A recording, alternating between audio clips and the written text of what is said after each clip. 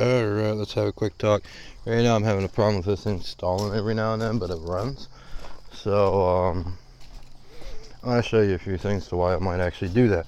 But what I think is this car's had a lot of work done coming from where it was to now.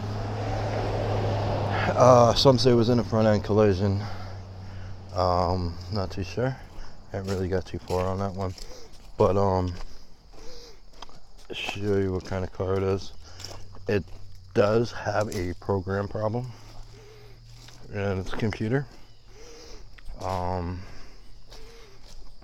So let me show you a few things that I did that may not be necessarily standard.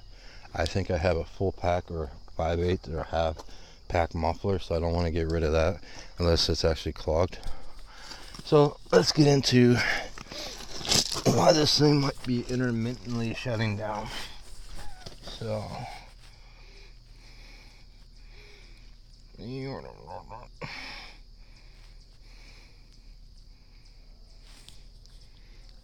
you don't want to light up, but anyway, see if we can see under here. You'll notice I have a rear muffler back there. Like I said, it doesn't really want to let me turn my light on because it doesn't want to. I don't know the feature.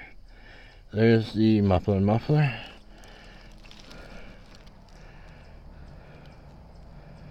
That is the secondary muffler. It's not a Cadillac converter, and then I got the Cadillac converter way up here.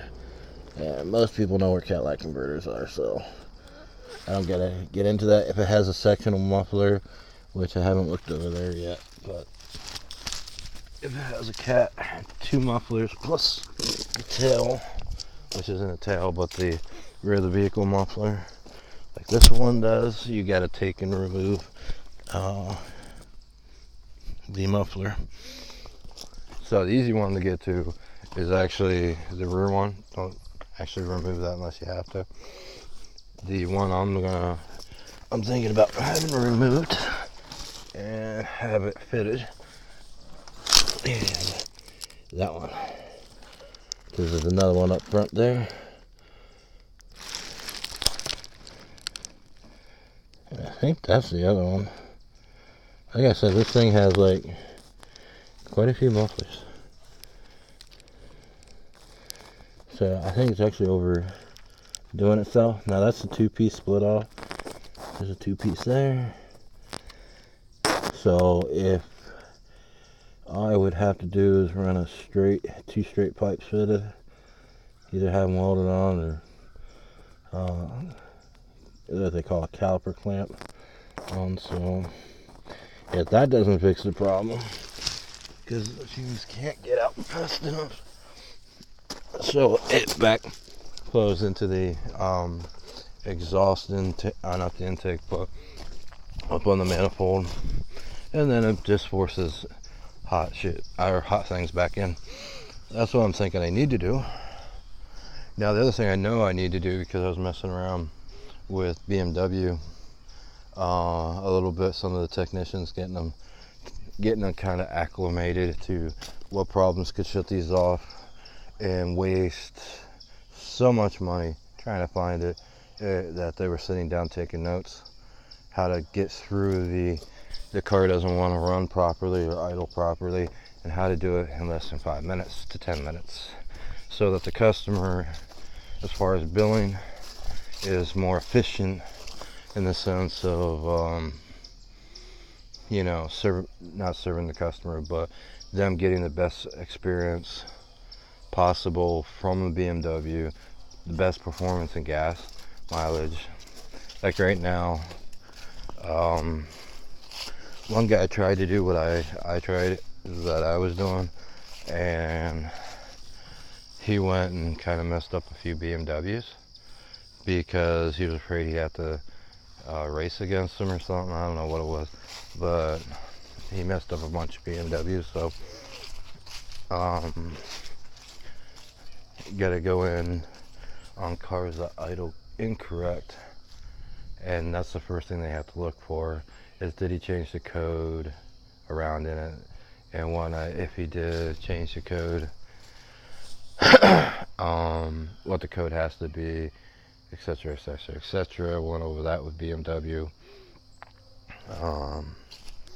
back quite a few years ago, and then straightened out all these so-called manufactured defects, which weren't really big. It was just, like, it's like I told the place I work for that have CB radios.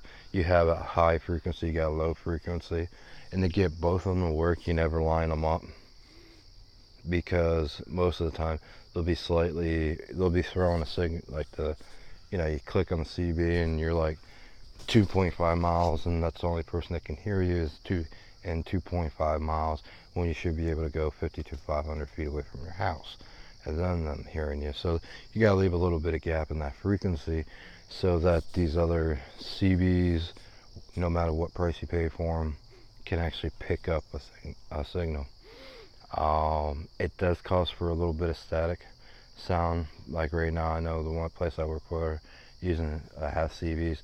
They're way far out of that frequency range and whatnot, and they need to tighten up those highs and lows so that the CBs actually work correctly.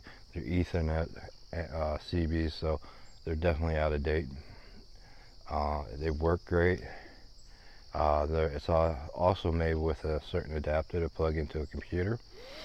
Or you can use the software program that they also have for them. To actually do what they call virtual CB, but you have to have a license for either one of these to be a dispatcher. Now, if it has a chip, you definitely have to have a license and certification as a dispatcher. And they were wondering how that handles with the drivers and stuff. Well, drivers aren't allowed to say whatever they want to say, as it's police monitored band is what they're on. So, I mean, you sit there and you start getting mouthy, the cops are actually listening. And that's what I was wondering, if cops are actually recording 24/7, or when they call skitspan. Skitspan's nice, because every time you key up on your CB, your chip in there kicks off the recorder, digital recorder, and turns on, so you're not using tons and tons of hard drives. Yeah, so they're nice, but they're also like a big pain. You can't put them up over top the cab, like in front of the taxis. With a small antenna, you can't put them there because they do peak higher because of that tiny little space. And when they get that incorrect, it starts to hurt the driver's head. It's supposed to be on the rear of the vehicle, in the trunk. So you got some interesting and funny sounding cars. So it's like sometimes sitting in there wondering, like, what's up with the car? Because like they really old, I used to have a really old coil antenna, which was, I think, 4 feet with a coil, and you'd hear that thing go whipping off the car every now and then, and it just has a certain sound to it. So every time I hear that and I look back and I'm like looking in my mirror, like, they don't have that on there. It's better known as a bumper. You get into a truck, you can find the unshielded coils and whatnot. So, and that's what it sounds like when it smacks off a truck. So you get a twang sound. It's not really a twang, it's just an annoying sound. I'm curious if the customer actually hears that, but it's funny. Anyway, that's about it. So, I mean, a lot of people wanted me to come out and say this, and that. I had all the equipment at one time and made YouTube videos, like I said, back in the 1990s, and it all got stolen and whatnot. So, I mean, that's how that's pretty much done. So, I think so far it looks like I possibly got 1, 2, 3 mufflers on that, or a long cat and 2 mufflers, which is too much. Then I got the upper headers that have what they call a straight through muffler. no big problem, but one of those mufflers got to come off. So a lot of people are like, oh, just take the rear one off, but the rear one's a pack muffler, and the pack mufflers are a lot better than running an not American Eagle, but like some of the ones you get now that are hollow. There ain't no packing, it's just a bunch of metal to redirect it all over the place. So with all that said and done, it's better to keep the pack muffler to keep the environment clean. So that's all I'm gonna say today.